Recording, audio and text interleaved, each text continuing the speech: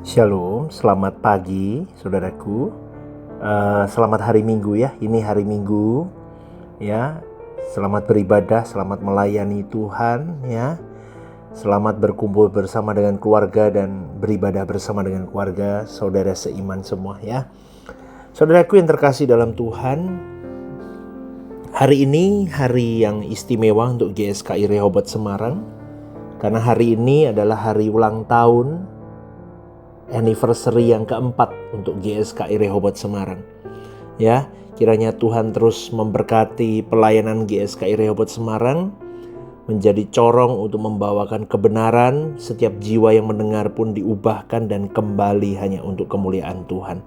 Ya, saudaraku, saya kembali membahas tentang bagaimana seorang manusia itu seharusnya memiliki hati yang rindu untuk kembali ke tanah airnya, yaitu langit baru, bumi baru. Tapi itu tidak mudah dibicarakan, dikotbahkan, dipelajari, tapi susah untuk diterapkan. Karena dari sejak masa kanak-kanak banyak orang sudah terdidik punya pola berpikir anak-anak dunia. Mereka merasa bahwa kehidupan di dunia ini satu-satunya kesempatan yang harus mereka nikmati, karena habis ini tidak ada lagi kehidupan dalam hidup mereka. Itu yang sering membawa seseorang berpikir yang akhirnya mendrive mereka bertingkah laku tidak tepat di mata Allah. Karena mereka tidak memiliki keyakinan penuh bahwa setelah tirai kematian jasmani ini ada kehidupan kekal. Itu yang menjadi penyebab orang itu habis-habisan untuk hidup di bumi ini. Mereka tidak mempersiapkan atau habis-habisan untuk hidup setelah tirai kematian jasmaninya. Itu problematika sesungguhnya di situ. Jadi mereka tidak mengharapkan ada kehidupan lain yang lebih baik. Harapan mereka ya di bumi ini. Maka cara berpikir seperti ini tidak lepas juga dari banyak pemikiran orang-orang Kristen. Sama, mereka berpikir seperti anak dunia sama. Kalau cara berpikir seperti ini tidak dirubah, saudaraku, maka Anda akan terpenjara di dunia ini sampai masuk ke dalam lautan api. Karena Anda berpikir bahwa di sini tempat yang harus aku maksimalkan untuk memuaskan jiwaku. Orang begini nanti tidak akan diangkat Tuhan di dalam pengangkatan di akhir zaman nanti. Betul, saudaraku. Maka orang-orang Kristen seperti yang saya sebutkan tadi dengan kriteria-kriteria yang tidak sungguh-sungguh mempersiapkan hidup untuk kekekalan, itu juga sama kelakuannya. Mereka memaksimalkan semuanya di bumi ini. Kesempatannya dia berpikir bahwa sebelum mati aku harus udah push semuanya, dihajar semuanya. Demi menikmati dunia ini mereka rela mengorbankan segala sesuatu. Bahkan pengiringannya kepada Tuhan pun tidak diperhatikan secara detail dan benar. Belum ditambah dengan pengajaran-pengajaran di mimbar-mimbar gereja yang mengajarkan bahwa manusia bisa secara tidak langsung. Pengajaran-pengajaran itu banyak mengajarkan manusia tertambat di bumi, parkir di bumi ini. Gawat, saudaraku. Saya dulu salah satu pelakunya yang memberitakan firman yang saya pikir kembali ya. Iya loh, saya menambatkan jiwa manusia ke bumi ini, hanya di bumi ini. Saya minta ampun sama Tuhan, saudaraku. Dan kalau boleh saya pelajari dari diri saya sendiri, saya nilai dulu ya. Dulu cara pandang saya masih salah, belum memahami kebenaran yang jelas, yang murni. Orang-orang seperti saya ini dan mungkin bagi saudara-saudari yang masih di titik-titik yang sama itu, hanya berhasrat mengadakan perjalanan iman atau perjalanan rohani itu hanya sebatas sebisanya. sebisanya, kalau Anda mau mencari Tuhan itu nggak sungguh-sungguh getol begitu. Ya udahlah seadanya. Karena nggak punya hasrat untuk memeluk sang pemilik hidup. Yang kan firman Tuhan berkata, satu-satunya yang kumiliki hanya Engkau Tuhan. Tapi orang yang tidak memahami itu dan tidak berhasrat, dia merasa bukan Tuhan satu-satunya yang dia miliki. Lah itulah kefatalan yang terjadi. Begitu saudaraku. Dan itu banyak orang Kristen masih di titik itu. Tidak berhasrat. Sehingga perjalanan imannya itu nilainya jeblok. Itu yang saya maksud saudaraku. Inilah yang saya katakan orang-orang yang betah tinggal di bumi. Dan orang-orang begini keberatan untuk diungsikan. Keberatan dia. Pada dasarnya mereka itu seperti orang-orang kalau kita lihat di perjanjian lama. Itu kayak orang-orang di zaman Nuh. Betul ya saudaraku ya. Disuruh naik ke dalam bahtera, gak mau. Atau mungkin seperti di zamannya Sodom Gomora Lot itu. Disuruh meninggalkan kota gak mau. Aduh, akhirnya dihancurkan Tuhan deh. Ya itulah kehidupan manusia zaman sekarang juga sama sebetulnya. Orang-orang Kristen yang tidak mengadakan perjalanan rohani dengan benar. Itu seperti orang-orang Israel yang selalu mengingat Mesir. Malah ngutukin Musa. Kamu bawa kami ke padang gurun itu maunya apa Musa? Sampai-sampai rakyat Israel sampai ngomong begini kan. Lebih baik kami mati di Mesir. Tapi kami limpah makanan daripada kau bawa ke padang gurun. Kau mau bawa kami mati di sini. Coba. Ya kan? Maka Tuhan murka dengan hal itu dan mereka ditewaskan di padang gurun. Dan tidak pernah menginjak tanah Kanaan permai. Rasul Petrus mengatakan bahwa kita sebagai orang percaya di bumi ini adalah perantau.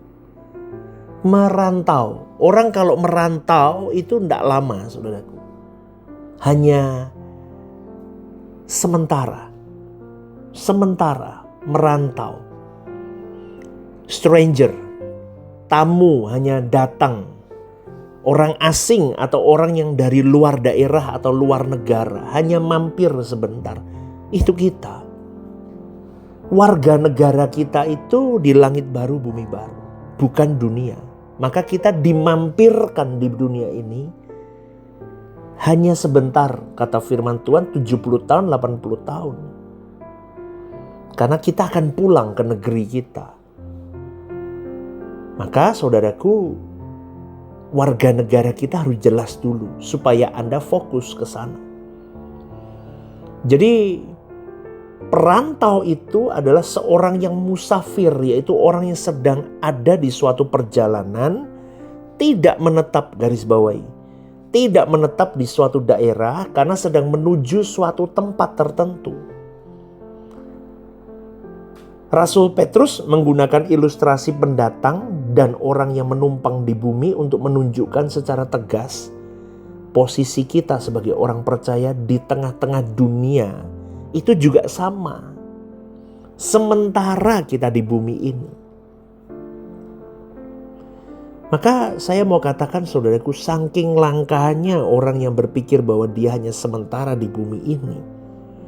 Itu maka saya susah sekali melihat orang-orang yang sungguh-sungguh menggunakan kalimat aku sungguh-sungguh habis-habisan all out buat Tuhan. Itu jarang banget. Jarang banget. Jarang. Mereka masih kebanyakan ya, kalau mereka sudah paham kebenaran pun mereka masih hitung-hitungan sama Tuhan. Ini bukan ngomongin duit loh ya. Orang kalau ngomong hitung-hitungan mesti ngomongnya duit. Bukan. Semuanya saudaraku. Yang paling penting adalah hatimu. Itu belum full heart untuk Tuhan, belum. Tapi kalau di gereja kelihatannya full heart, tapi belum. Anda tes sendiri deh. Kita saling masing-masing, gak usah hakimin, tapi cek diri kita masing-masing.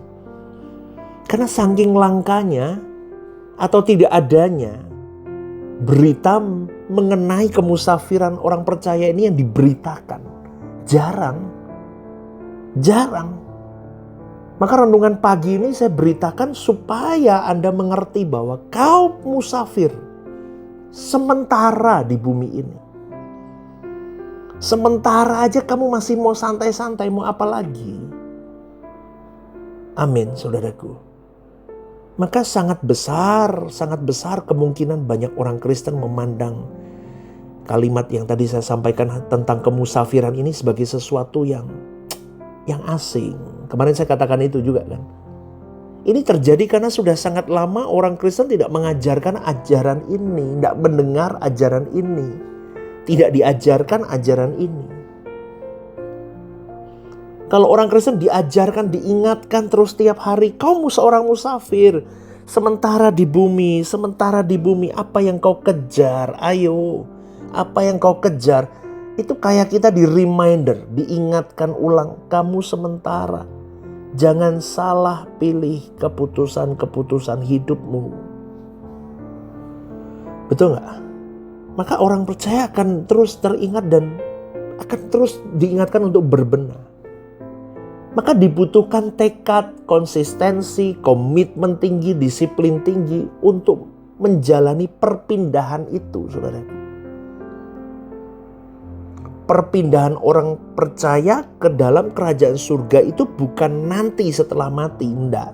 Tapi dari sekarang ini. Pindah, pelan-pelan pindah, terus. Sampai menutup mata di bumi ini. Kita pindah terus. Dipindahkan terus. Gitu loh saudaraku. Ya, karena kalau kamu tidak berjuang menemukan sari-sari kemusafiranmu dari masalah hidupmu, kamu tidak akan memindahkan hatimu ke surga. Susah itu.